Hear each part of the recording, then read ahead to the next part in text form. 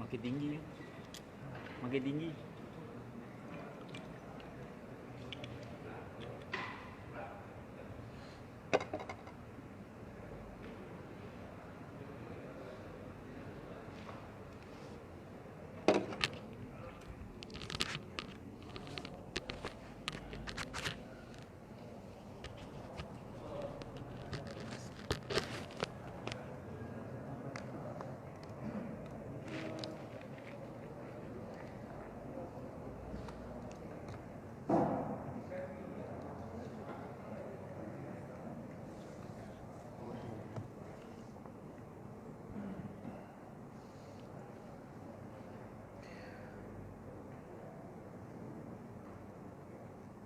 Auzubillahiminasyaitonirrajim. Bismillahirrahmanirrahim. Assalamualaikum warahmatullahi wabarakatuh.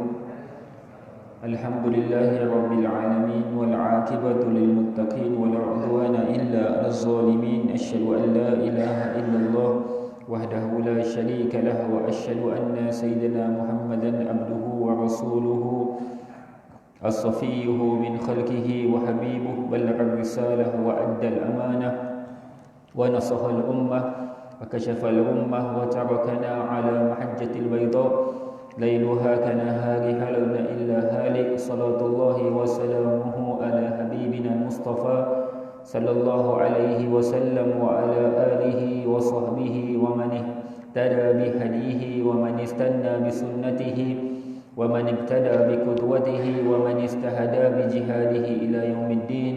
سبحانك لا علم لنا إلا ما علمتنا إنك أنت العليم الحكيم ولا حول ولا قوة إلا بالله العلي العظيم.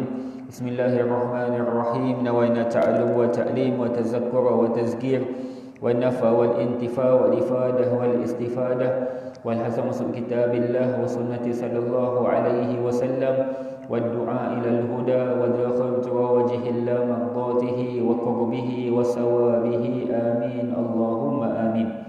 Amma ba'd.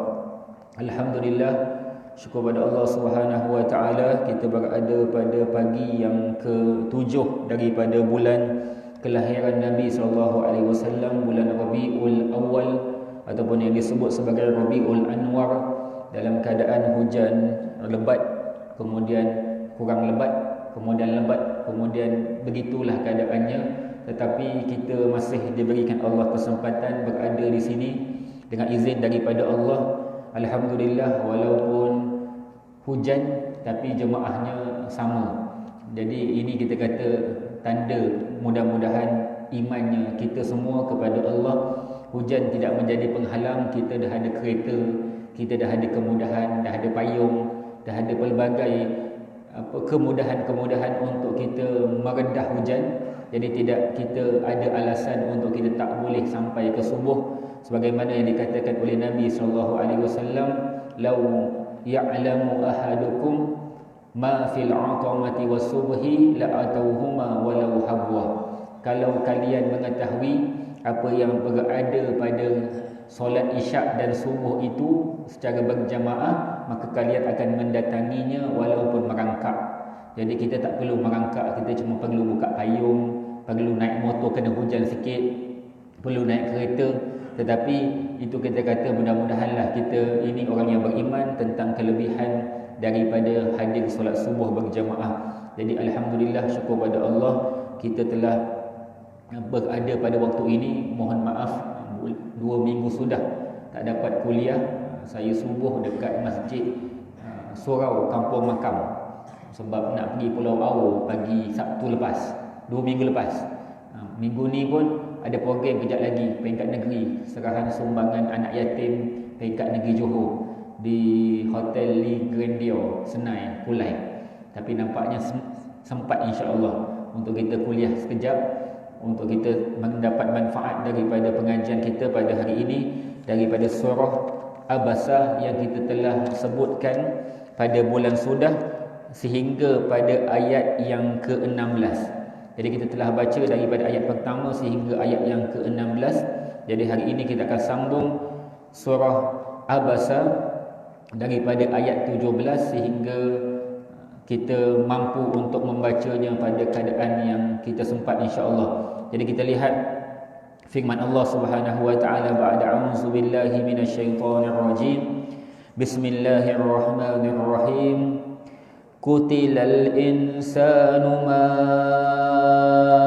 aghfarah min ayyi syai'in khalaqah min nutfatin khalaqahu faqaddarah thumma as-sabila yassarah thumma amatahu faakbarah. Firman Allah Subhanahu wa taala, setelah mana Allah menyebutkan dengan nama Allah yang Maha Pemurah lagi Maha Mengasihani, Qutilal insanu ma aghfarah, binasalah hendaknya manusia yang ingkar itu betapa besarnya kekufurannya. Jadi apabila Allah menyebutkan tentang golongan-golongan yang dimuliakan oleh Allah Subhanahu wa taala sebelum daripada ini, apabila Allah menyatakan kalla innaha tazkirah, sesungguhnya itu adalah peringatan, faman syaa'a zakara, siapa yang ingin diberikan Allah dengan peringatan maka dia akan mengambil peringatan tersebut, fi suhufim mukarramah, daripada kitab Al-Quran yang dimuliakan oleh Allah, marfu'atin mutahharah, yang terletak pada tempat yang tinggi lagi disucikan oleh Allah Subhanahu wa taala, bi aidi safarah kiramin bararah, yang mana Al-Quran itu dijaga oleh malaikat yang mulia. Jadi Allah sebut lepas daripada itu, Allah kata Qutilal insanu ma aghfarah, binasalah manusia yang mereka ini mengkufuri akan nikmat-nikmat daripada Allah Subhanahu wa taala. Di situ Allah melaknat akan golongan kafir yang ia berpaling dan mengingkari akan rahmat daripada Allah, dan seburuk-buruk mereka yang ingkar pada Allah setelah mana banyaknya kebaikan yang Allah berikan kepadanya dan ia memiliki kebaikan tersebut. Jadi manakah nikmat Allah yang ingin kamu dustakan? Kalau kita baca surah Rahman, Allah sebut fabi ayyi ala'i rabbikuma tukadziban, dan manakah nikmat Tuhanmu yang ingin kamu dustakan? Jadi Allah beri kita nikmat ni pelbagai. Kadang-kadang kita ni memandang pada sedikit ujian daripada Allah. Ini ujian Covid. Baru ujian Covid, belum ujian politik lagi, macam-macam, pening kepala. Semalam macam-macam nak apa, PM ngadap agung lah, sekian-sekian. Ngadap-ngadap lah, yang banyak sangat cerita kat luar tu buat apa? Bagi saya diam lah. Sampai masa berlaku-berlakulah ia. Jadi ujian kita kan, susah lah, tak boleh pergi cuti. Kalau tuan-tuan pergi Melaka sekarang ni kosong kan, tak boleh nak jalan-jalan, tak boleh nak pergi mana-mana. Kita rasa macam apalah nak jadi. Kadang-kadang kita mengeluh, tak henti-henti mengeluh, sedangkan nikmat Allah itu jauh lebih besar. Jadi orang yang Allah berikan nikmat padanya, kadang-kadang Allah uji sedikit maka dia mengkufuri nikmat daripada Allah. Jadi dengan banyaknya nikmat, kalau dilihat, wa in ta'uddu ni'matallah la tuhsuha, kalau kamu kira nikmat-nikmat daripada Allah, kamu tak mampu untuk kira. Tak mampu kita hitung apa sahaja. Cukup hitung daripada apa yang kita dibekalkan Allah dengan anggota yang sempurna. Allahu Akbar. Dan baru ni saya pergi satu rumah beri bantuan, isterinya sakit saraf yang tak tahu punca apa. Dia pegang, suaminya asal kerja tapi terpaksa berhenti jaga isteri. Kalau pegang cawan jatuh, tak sedar kebas. Matanya dah mula tak nampak sebelahnya dah mula rosak. Dia bukan stroke tapi dia sakit saraf. Dan kita berikan bantuan ubatnya, yang ubat ni pun doktor kata bukan baikkan pun, cuma kurangkan risiko untuk jadi lebih teruk. Kosnya 44,000. Jadi kita beri bantuan kepada keluarga ni. Suaminya berhenti kerja, gaji dah tak ada, bawa grab car, kemudian sakit pula, ada kencing manis, rosak injak makan. Dekat dalam kita punya badan ni ada injak makan dia rosak. Anaknya yang lelaki dihidangkan kami air, belajar kat opsi, OKU pendengaran, sebelah kiri kanan tak dengar sangat. Saya kata, ya Allah, isteri sakit, suami sakit, anak sakit, macam mana Allah uji macam-macam. Tapi dia kata, tak apa Ustaz, sabar, ini ujian Allah pada kami, begini kan. Kemudian kadang-kadang saya ni ada kawan-kawan ni dia suka gurau kan, dia kata macam ini Tak cari lain ke? Kata janganlah gurau gitu kan. Maksudnya cari isteri lain. Dia kata ini amanah berat, kata. Amanah berat, Allah uji saya. Saya takut kalau yang ini pun saya tak boleh jaga, maka nanti Allah soal saya di akhirat. Suaminya kata gitu. Saya kata ya Allah akbar. Beza suami dengan isteri jauh sikit umurnya. Suami lebih tua, isteri lebih muda. Tapi Allah nak uji. Isteri yang sakit, suami yang jaga, yang lebih tua tu jaga. Ini kita sebut bahawa kalau kita pandang orang susah ni, sebenarnya nikmat kita ni banyak sangat. Banyak nikmat yang Allah bagi kat kita. Sebab itu kena lihat orang yang berada di bawah. Rasulullah kata, unzur ila man asfala minka. Kamu lihat siapa yang di bawahmu. Kamu jangan lihat siapa yang di atasmu. Kalau lihat orang yang di atas, kita nak sangat nikmat dia. Tapi kalau kita lihat orang yang di bawah, kita rasa syukur. Ya Allah, mereka diuji dengan begini-begini, tapi ujianku hanya sedikit. Berkata Imam Alusi, dia sebut, wal ayatud du'a alaihi bi ash'a'id da'awati wa afza'iha. Ayat ini panggilan Allah kepada golongan yang ingkar tentang nikmat-nikmat daripada Allah dengan satu panggilan yang keji lagi hina. Jadi Allah kata qutilal insanu ma akfara. Kan Allah kata binasalah manusia yang kufur dengan nikmat Allah. Jadi Allah sebut tu dengan panggilan yang teruk, dengan doa kebinasaan. Ini satu panggilan yang teruk daripada Allah. Ini nak menunjukkan betapa hebat dan luar biasanya mereka itu melampaui pada kekufurannya dan pada melakukan maksiat pada Allah Subhanahu wa taala. Jadi Allah sebut ringkas je, qutilal insanu ma akfara. Binasa hendaknya manusia yang ingkar itu betapa besar kekufurannya. Pendek tapi cukup memberitahu kepada kita, orang yang ingkar pada Allah, buat maksiat pada Allah, Allah berikan dia nikmat banyak, dia buat maksiat. Mereka yang ada nikmat kesihatan, badannya cantik, rupanya baik, pakai seksi. Yang beri dia rupa kan Allah, yang beri dia sihat kan Allah, yang beri dia duit kan Allah. Ada orang dia beli nombor ekor, ada orang dia guna duit dia untuk zalimi orang lain, ada orang dia gunakan apa yang dia miliki untuk buat jahat pada Allah. Semua yang nikmat yang dia dapat tu kan Allah bagi. Tapi bagaimana dengan nikmatnya Allah berikan kepadanya, tapi dia balik semula dengan melakukan maksiat pada Allah. Sebab itu Allah menyebut dengan panggilan yang sangat teruk. Dan kutilah, matilah dan binasalah golongan-golongan yang begini. Jadi kemudian kita lihat Allah nak sebut tentang penciptaan manusia. Min ayyi syai'in khalaqah. Tidakkah ia memikirkan dari apakah ia diciptakan oleh Allah. Jadi Allah kembalikan kepada golongan yang begini untuk melihat asal usul mereka, kenapa mereka itu sombong pada Allah Subhanahu wa taala. Maka Allah minta mereka fikir, min ayyi syai'in khalaqah, daripada apa kamu diciptakan. Min nutfatin khalaqahu faqaddarah, iaitu dari air mani diciptakannya serta dilengkapkan keadaannya dengan persediaan untuk tanggungjawab. Jadi Allah jadikan manusia daripada air yang mahin hakir bada khalqah. Kan Allah sebut dalam surah Sajdadah, Allah kata manusia dijadikan mimma immahin. Bada khalqahu mimma immahin. Allah ciptakan manusia daripada air yang mahin. Maksud air mahin ini air yang sedikit dipandang oleh manusia. Mahinil hakir, sedikit dan kemudian hinanya air tersebut. Allah ciptakan manusia daripada air yang hina. Jadi sebab itu saya pernah sebut sebelum ni, Allah jadikan kita ni daripada air yang tak ada nilai pun.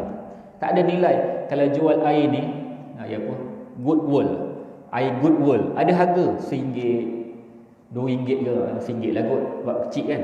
Jadi ada harga. Cuba tuan-tuan, minta maaf sebut, letak air mani dalam botol kecil ni. Letak air mani. Jual. Siapa nak beli air mani? Ada orang nak beli? Tak ada.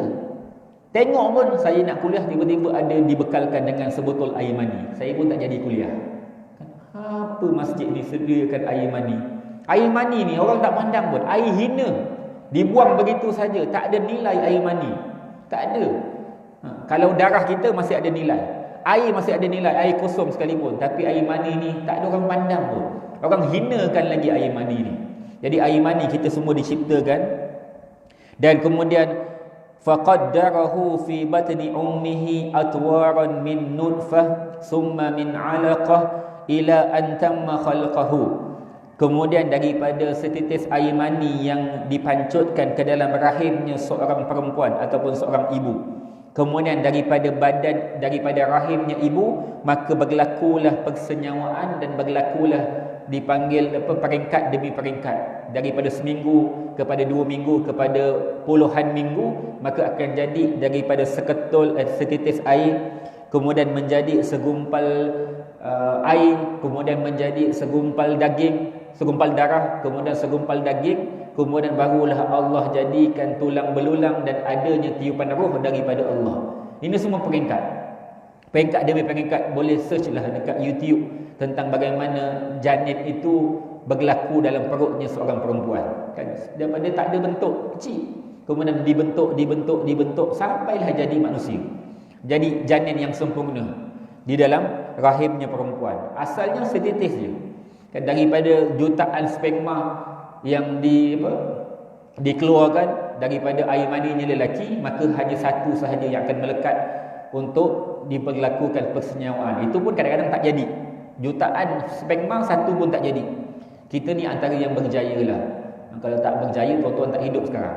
Ustaz saya ni tak berjaya.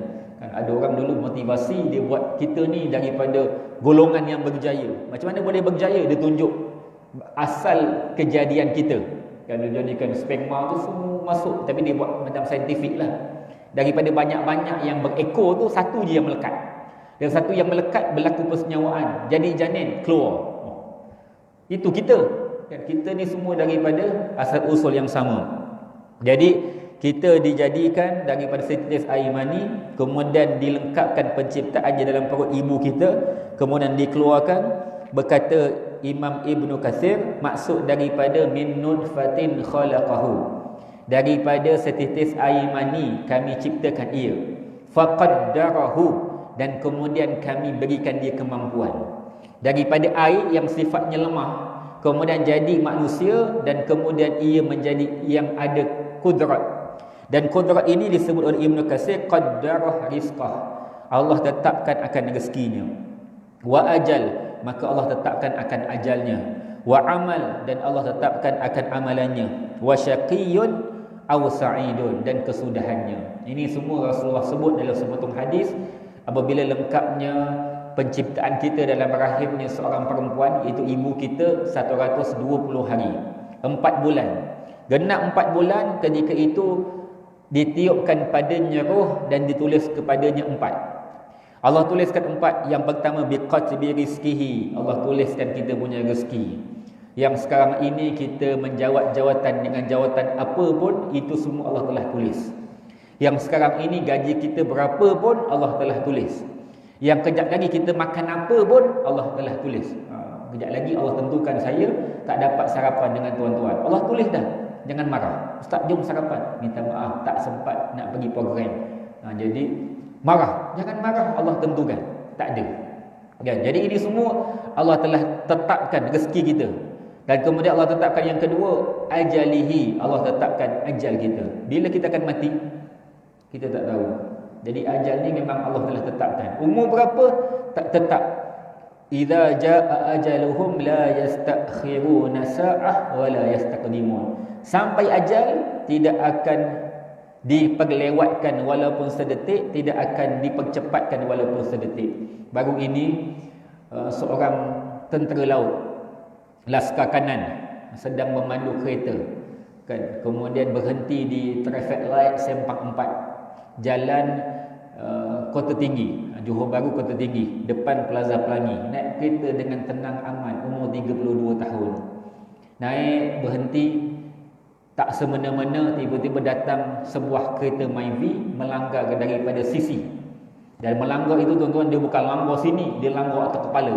Myvi itu terbang, bukan Myvi itu jalan, terbang. Sebab apa? Sebab dia terlanggar divider jalan tu, dia lompat, berdarah penuh dekat Honda Accord tu. Siapa boleh sangka seorang tentera laut yang berperang dekat laut Mungkin kalau perang dia tak mati sebab dia hebat. Tapi apabila ajal sampai, boleh elak? Tak. Sebab itu Allah sebut dalam Al-Quran, Allah kata, Aynama takunu yudrikkumul maut walau kuntum fi burujim musyayyadah. Di mana sahaja kamu berada, kalau sampai padamu akan ajal, maka ajal akan datang kepadamu walaupun kamu berada pada benteng yang kukuh. Kamu berada di benteng yang kukuh, kamu kunci semua, kubu kuat, musuh tak boleh serang, ajal datang. Ini kita kata ajal. Siapa boleh sangka umur muda dan orang baik. Saya difahamkan cerita-cerita memang baik, dan isterinya pun orang baik, anak kepada seorang ustaz. Jadi ini kita sebut bahawa ajal. Siapa boleh sangka tentera mati dekat jalan raya tenang, bukan ada banyak kereta pun, bukan ada apa-apa, tapi ini ajal. Walaupun asbabnya perempuan pengaruh dadah, mandu tanpa lesen, tanpa rotak kereta, itu semua asbab. Tapi yang utamanya ajal. Kalau bukan kerana ajal, tak mati dia, mungkin hidup. Tapi kerana itu ajal, maka mati. Macam ada batu konkrit jatuh kan, kena kat sebuah kereta pukul 2, pam, jatuh, penyek kereta, keluar relax je, tak mati pula. Kenapa tak mati? Belum sampai ajal. Jadi ajal itu akan datang. Jadi sebab itu kita kena beriman bahawa kita ni Allah ciptakan, ajal dah ada dah. Dan kemudian Allah tentukan kita amal. Kita punya amalan baik ke jahat ke, itu semua telah ditentukan oleh Allah. Dan kemudian Allah tentukan pada kita adalah kita punya kesudahan, syurga ataupun neraka. Ini semua ilmu daripada Allah. Nak bahas panjang. Kalau kita kata ustaz, kalau dah tahu amal, dah tahu syurga neraka, tak payah buatlah. Tak payah buat apa-apalah, dah tahu kan. Saya ni dilahirkan dalam keadaan dah tahu tempat saya hujungnya syurga ke neraka. Perlu tak beramal? Tak. Akhirnya dia kata tak perlu beramal. Tak boleh. Kita bukan golongan Qadariyah ataupun Jabariyah yang serah bulat-bulat pada Allah, ataupun yang menyatakan bahawa kita tidak ada upaya untuk mengubah, dan kita bergantung sepenuhnya kepada apa yang ditentukan oleh Allah. Kita ada usaha, dia panggil ikhtiar, yang kita kena. Kita tahu tak tempat kita di mana? Tak. Jadi apabila tak tahu, jangan kata. Kalau tuan-tuan nak ambil periksa, walaupun memang keputusan dah diketahui bahawa dia akan gagal, kan? Boleh jangka dia akan gagal sebab dia tak belajar, sebab dia malas, memang. Tapi adakah tak ambil periksa? Kena ambil.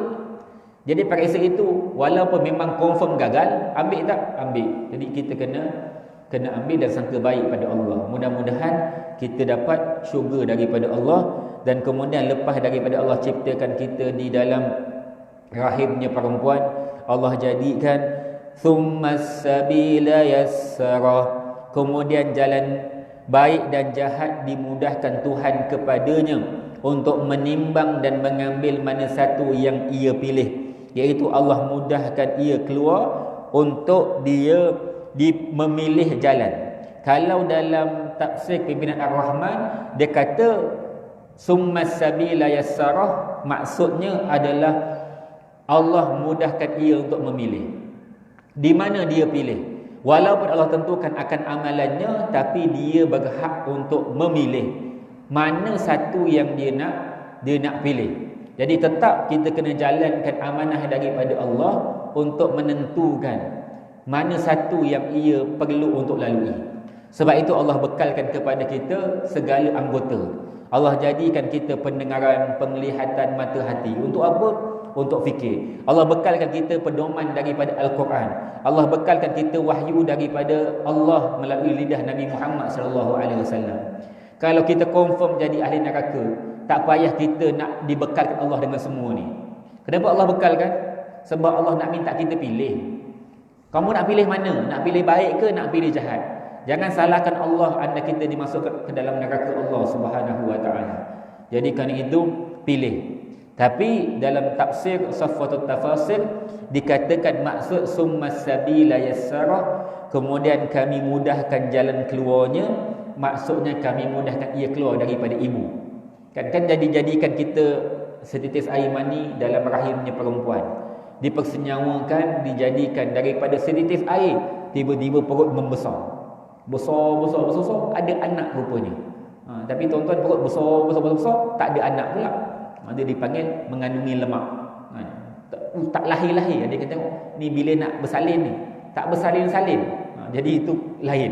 Yang ini dijadikan dengan dengan rahim perempuan, kemudian dijadikan janin itu, dan kemudian Allah mudahkan jalan keluar. Kita semua alhamdulillah selamat keluar. Kalau tak keluar masih dalam perut ibu lagi. Tapi alhamdulillah tuan-tuan, saya, semua kita selamat keluar dah. Jadi kita dikeluarkan, Allah mudahkan jalan keluar. Berkata Imam Hasan Al-Basri, kaifa yatakabbaru man kharaja min sabilil bauli marratain, ya'ni zakar wal faraj. Bagaimana boleh manusia sombong pada Allah sedangkan ia keluar daripada dua tempat air kencing, iaitu zakarnya lelaki dan farajnya perempuan. Kita ni asalnya daripada mani. Air mani daripada mana? Daripada kemaluan lelaki, minta maaf sebut. Kita semua daripada air mani, yang air mani tak ada sumber yang lain, hanyalah daripada kemaluan lelaki, dia tak ada lain. Tak boleh ada sistem mana-mana pun yang dicipta manusia mencipta air mani. Ada? Tak ada. Walaupun digunakan bayi tabung uji, tetap menggunakan air mani lelaki. Dia tak ada tiba-tiba saintifik dia buat satu kajian, okey, kita cipta air mani. Boleh? Tak boleh. Mana cipta air mani? Tak ada manusia yang dijadikan tanpa ada daripada air mani. Air mani daripada mana? Telinga keluar. Tak. Hidung keluar air mani. Ada? Tak ada. Air mani tempatnya satu je. Mana? Kemaluan lelaki. Sama.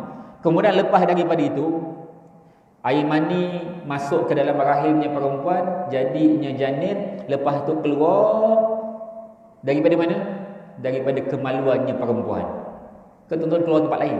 Ustaz, tak, saya keluar ikut tingkap perut. Samalah lebih kurang, jangan kata gitu pula. Jadi majoriti kita keluar daripada tempat yang sama.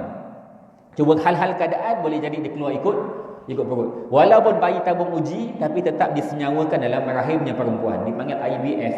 Kan? Dia buat bayi yang disenyawakan, dicantumkan di luar, dimasukkan semula ke dalam rahimnya perempuan, kemudian dilahirkan. Dia tak boleh, mungkin tak subur dan lain-lain, maka akhirnya disenyawakan di luar, masukkan semula dalam rahimnya perempuan untuk janin tumbuh. Tak ada bayi yang lahir daripada tabung uji. Dulu saya duk faham masa belajar mula-mula tentang bayi tabung uji ni, macam mana bayi boleh ada kat tabung uji? Tabung uji tu bayi jadi? Bukan.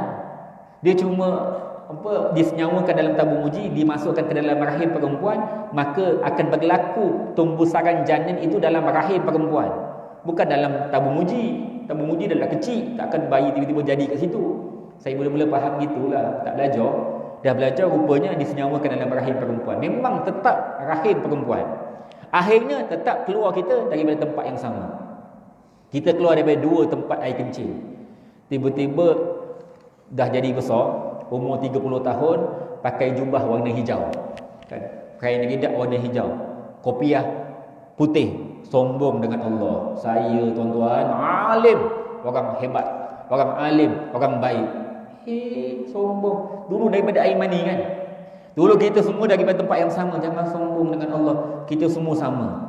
Tak ada beza. Pakai tie, pakai kot, jawatan tinggi, apa pun jawatan yang kita sedang sandang, kita tak boleh sombong pada Allah. Sebab tu Imam Hasan Al-Basri kata, pelik manusia sombong pada Allah, sedangkan dia keluar daripada dua tempat kencing, iaitu kemaluan lelaki dan kemaluan perempuan.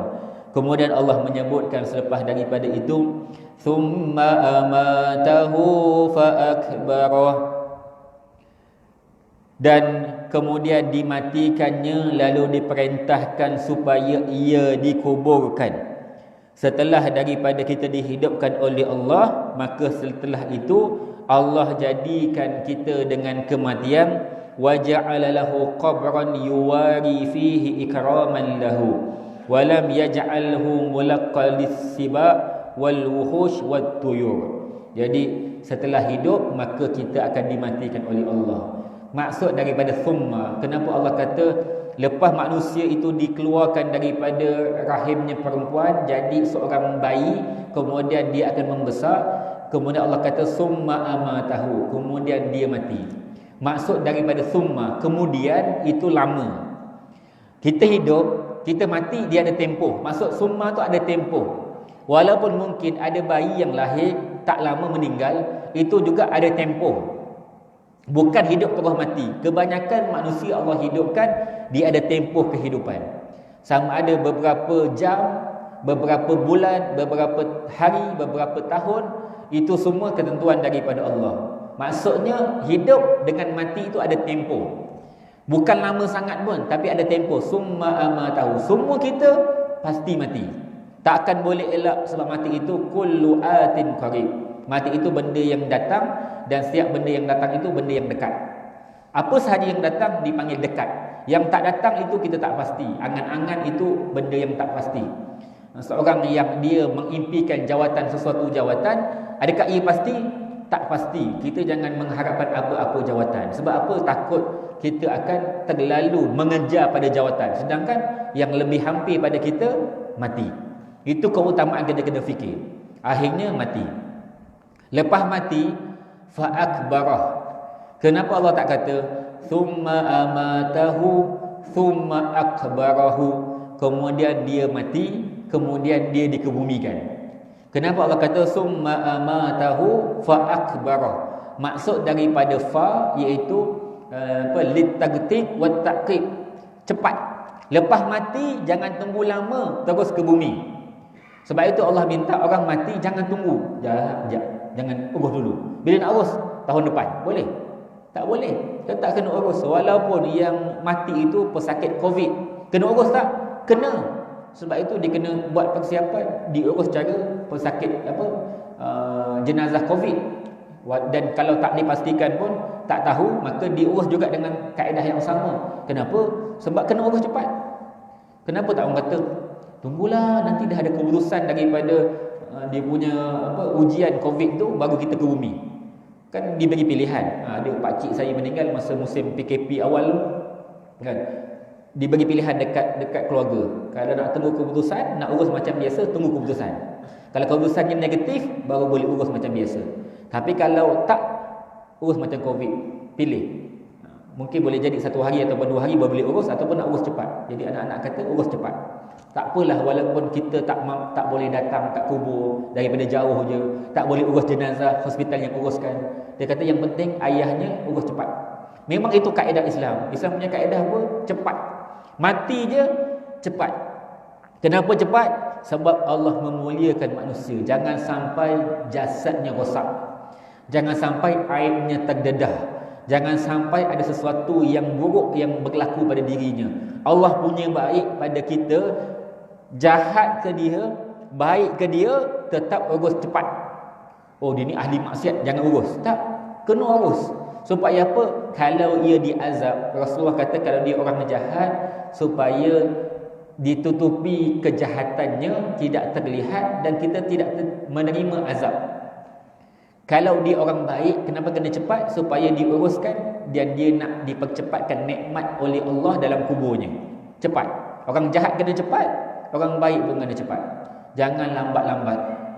Ini pengurusan jenazah. Dan kenapa Allah minta begitu? Supaya tak dimakan oleh binatang buas, tidak dimakan oleh mana-mana haiwan-haiwan perosak. Ini penjagaan. Kenapa mesti 7 kaki dalam? Sebab pada 7 kaki dalam tak ada makan binatang yang di atas yang akan merosakkan. Yang dalam tanah tak boleh kata apalah. Yang di atas, anjing tak boleh gali. Ke anjing boleh gali?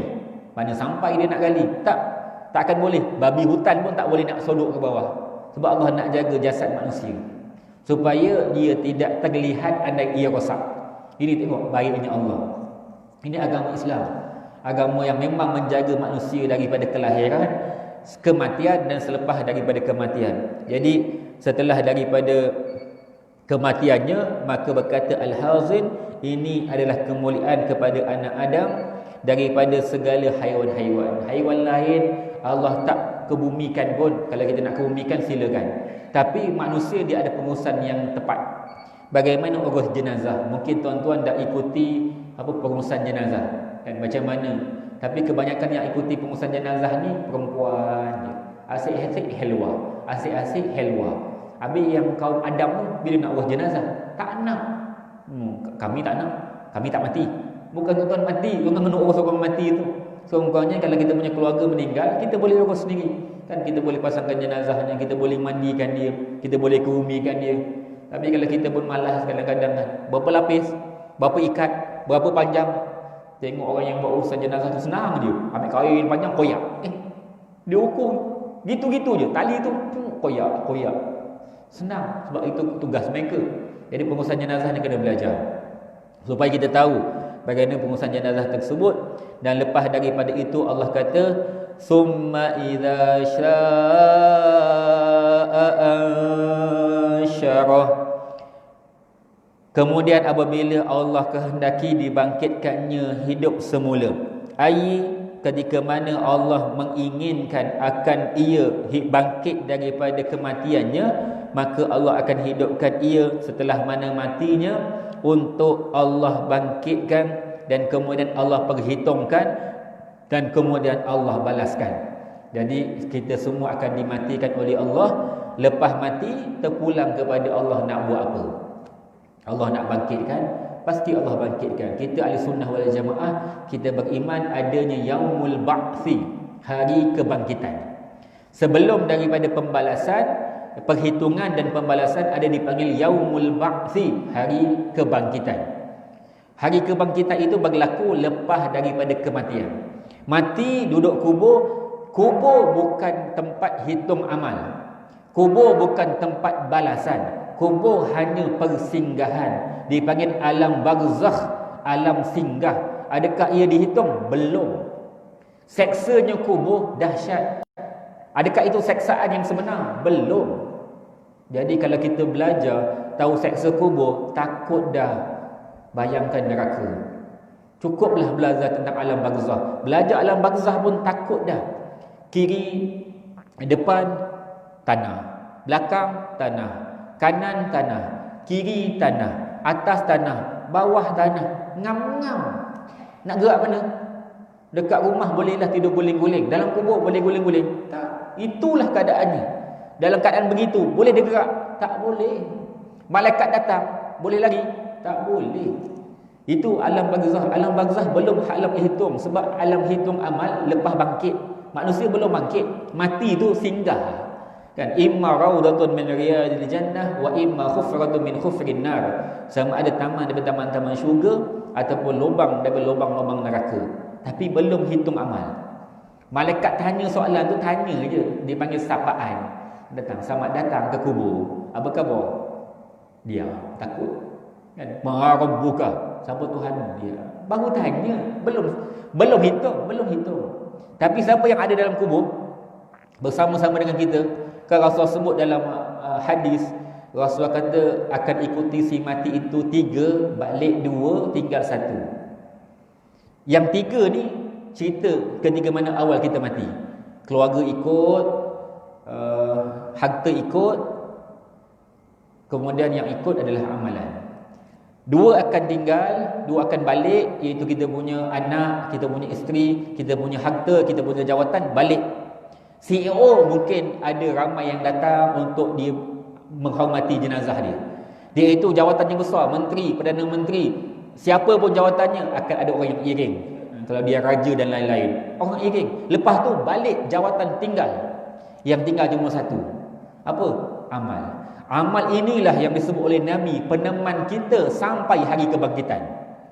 Sebelum dibangkitkan, amal teman. Dia kata tenang, sabar, relax, aku ada. Aku jadi teman. Rasulullah sebut dalam sebuah hadis, dia akan datang berupa manusia yang cantik perwatakannya, bersih wajahnya, wangi baunya, cantik pakaiannya. Siapa dia? Orang yang dalam kubur akan tanya, kamu siapa? Ana amaluk, aku amalanmu. Allahu akbar. Dia akan teman kita sampai bila? Dan peneman amal ni tuan-tuan, lebih lama berbanding pasangan kita, teman kita atas bumi. Kita sayang dengan kita punya pasangan, kita punya anak-anak, sanggup buat apa? Berapa lama anak kita teman kita? Lepas kita sambungkan dia belajar universiti, dia keluar universiti, tak teman kita pun kat rumah, ke teman? Tak. Anak kita yang kita sayang bagaimana pun, belum kita mati dah dia tinggalkan kita pun. Lepas kita mati dia tinggal. Dia akan bersama kita dalam kubur selama-lamanya sampai hari kebangkitan. Amal lagi lama berbanding jawatan kita, pangkat kita, kawan-kawan kita, jiran kita yang kita sayang, yang kita ngetel sama-sama. Amal. Tapi malangnya dekat kita ni kebanyakan tak kisah pun amal dekat dunia. Sedangkan amal ni akan teman kita sampai bangkit. Berapa lama? 100 tahun, 1000 tahun, sejuta tahun, kita tak tahu. Jadi kalau tak tahu, maka jadikan hidup kita ni ada amal. Kenapa kena ada amal? Ini teman kita. Tapi kalau tak, ada satu akan teman. Rasulullah kata, dia itu wajahnya buruk, hodoh, kemudian baunya busuk, pakaiannya hodoh, buruk. Maka tanya, siapa kamu? Ana amaluka sayyi'ah. Aku ini amalanmu yang jahat. Berapa lama dia teman? Sampai bila-bila. Padan muka. Waliyazubillah, saya pun takut. Kita tak tahu, kita ni ditemani oleh makhluk amal yang bernama baik ke ataupun yang jahat. Kalau jahat, terseksa. Malaikat datang, dipukul, habis kita. Jadi ini kita kata bahawa kena siap bahawa nanti lepas daripada kita dimatikan oleh Allah, Allah bangkit. Tapi Allah bangkit ni kan Allah kata summa idza syaa'a ansyara. Kemudian kalau kami kehendaki, kami bangkitkan. Summa tadi saya dah sebut dah. Hidup dengan mati dipanggil summa. Lepas hidup ada tempoh mati. Lepas mati ada tempoh bangkit semula. Tapi tempoh lepas mati lebih lama berbanding tempoh hidup. Hidup kita berapa lama, tetapi dalam kubur jauh lebih lama. Nabi Adam alaihissalam daripada manusia yang pertama, ataupun manusia yang pertama yang mati adalah Sayyidina Qabil. Jadi dia meninggal. Ketika mana dia mati, sampai sekarang masih belum dibangkitkan oleh Allah. Berapa lama? Lama. Lepas kita mati, berapa lama akan dibangkitkan? Tak tahu. Kalau tuan pergi kubur-kubur lama, tengok. Ada kubur yang tahun awal 19, ada yang 18 lebih. Kubur 100 tahun lebih dah. Dah dibangkit belum? Belum. Dia hidup berapa lama? Tengok umur 50, 30, 40, 70. Matinya lebih lama.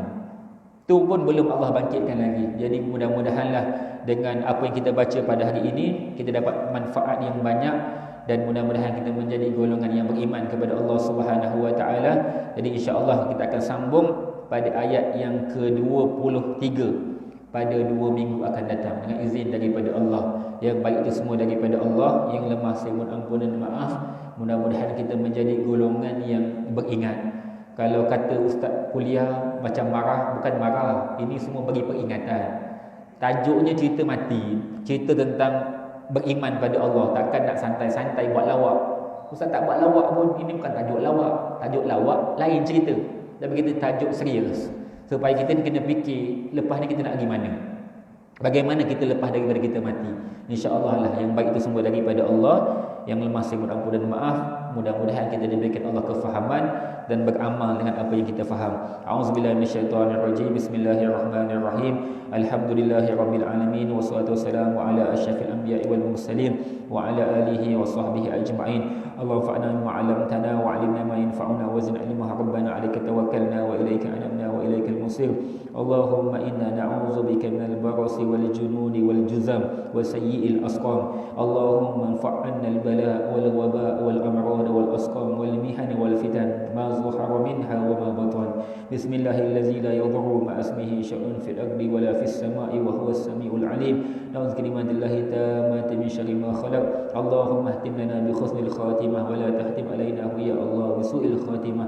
Allahumma inna as'aluka ridhaka wal jannah wa na'udzu bika min sakhatika wan nar. Rabbana atina fid dunya hasanah wa fil akhirati hasanah wa qina azaban nar. Wa sallallahu ala Muhammadin wa sahbihi wa sallam. Alhamdulillahi rabbil alamin. Subhanakallahumma wa bihamdika asyhadu an la ilaha illa anta astaghfiruka wa atubu ilaik. Bismillahirrahmanirrahim. Wal 'asr innal insana lafi khusr illa allazina amanu wa 'amilus solihat wa tawasaw bil haqqi wa tawasaw bis sabr. Assalamualaikum warahmatullahi wabarakatuh.